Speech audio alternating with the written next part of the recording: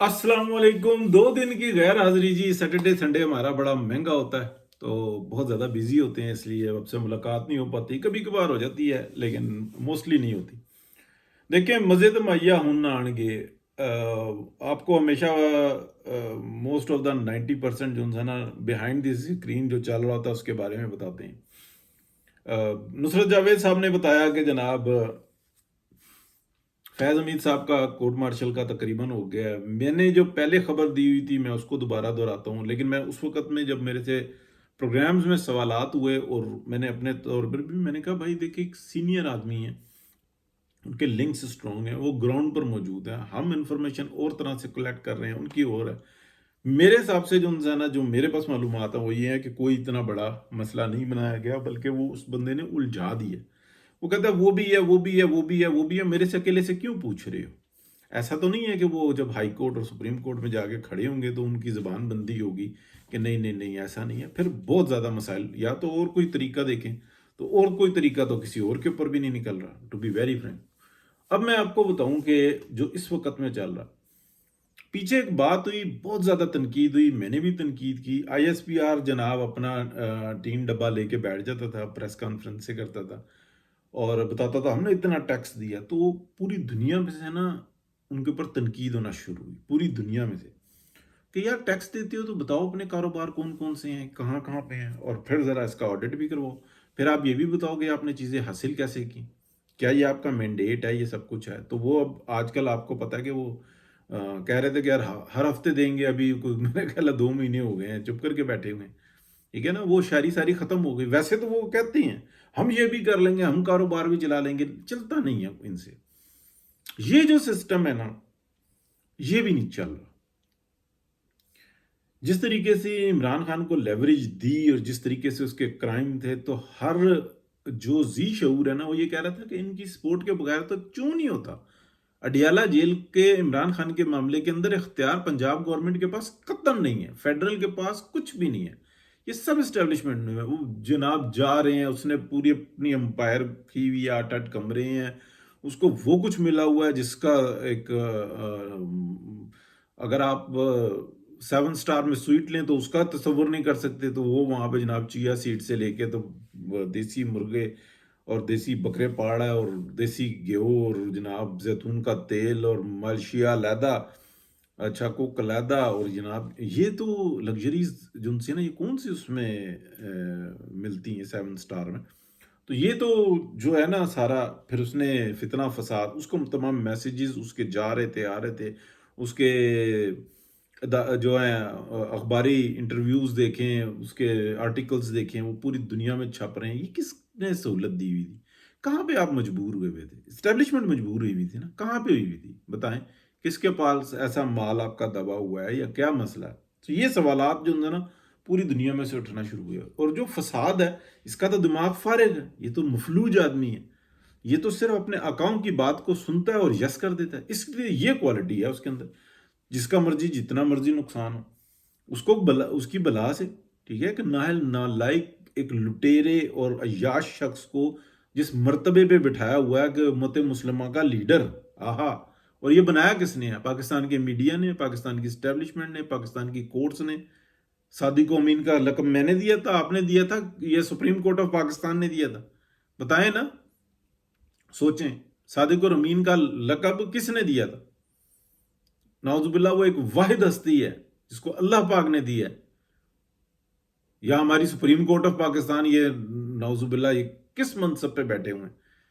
और बेशरम, बेगैरत और हरामखोर एक नंबर के सब जितने जजेस थे जो इस अमल में साथ में थे और इसको उम्मत मुस्लिमा का लीडर बना रहे थे, है तो असल में मुस्लिम की अम्मा का लीडर ही है। हाय। अब मैं आपको बताऊं कि नई स्टोरी क्या चली गई है कि ये जो एक 24 नवंबर का ये जो इन्होंने पत्ता खेला, उसके पीछे जो कुछ चल रहा था, इनको अंदर और बाहर दोनों तरफ से सपोर्ट थी।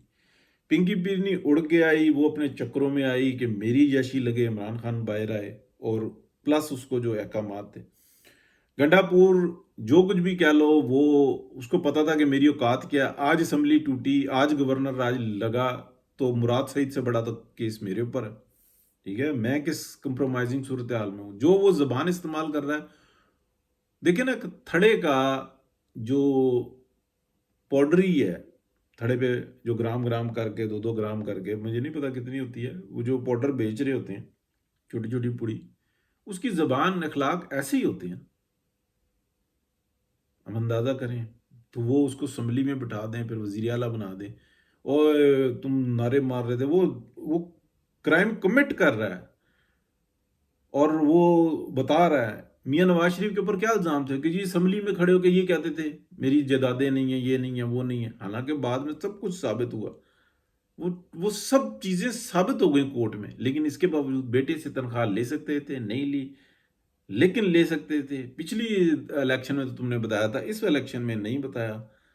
لوگوں کے لیے جو ہے نا 5 سال کی سہولت ہے، آپ کے لیے تو ہمارا خاص حکم ہے۔ سپریم کورٹ آف پاکستان اتنی ننگی ہو کے سامنے آئی ہوئی تھی۔ یہ ہمارے جو ادارے ہیں نا، ڈپارٹمنٹس تو میں تو یہ آ جاتے ہیں نا، فوج وغیرہ، یہ ڈپارٹمنٹ ہے نا، سپریم کورٹ تو ادارہ ہے، یعنی کہ جوڈیشل سسٹم کا ہیڈ ہے نا، وہ ادارہ ہے، اس کی یہ حرکتیں تھیں۔ تو اب میں آپ کو بتا رہا ہوں کہ جو سسٹم ہے نا، یہ چل نہیں رہا۔ اب 24 کے بعد کی صورتحال یہ ہے کہ سب کو یہ بات پتہ لگ گئی ہے کہ ہم حکم کچھ اور دیتے ہیں، آگے صادر کرنے والے کچھ اور دے دیتے ہیں، عمل درآمد کچھ اور ہو جاتا ہے۔ اب یہ نظام نہیں چل سکتا۔ توبہ توبہ کر اٹھی ہیں، ہم ڈیفالٹ کی صورتحال سے باہر نکل رہے ہیں۔ ہمیں ایک اچھے امیج کی ضرورت ہے، ہم یہ فساد نہیں کر سکتے۔ ایک بیلاروس کا ڈیلیگیشن آ رہا ہے اور وہ اس کا جو بینیفٹ تھا نا، اس کو 10% ہی ہوا ہے، 90% یہ دھرنا کھا گیا۔ ایک کے بعد دوسرا اناؤنس ہوتا، تیسرا اناؤنس ہوتا، پوری دنیا میں خبر جاتی، یہ ہو گیا، وہ ہو گیا، رائزنگ ہے 100 index, KSE 100 index 1 lakh cross کر گیا۔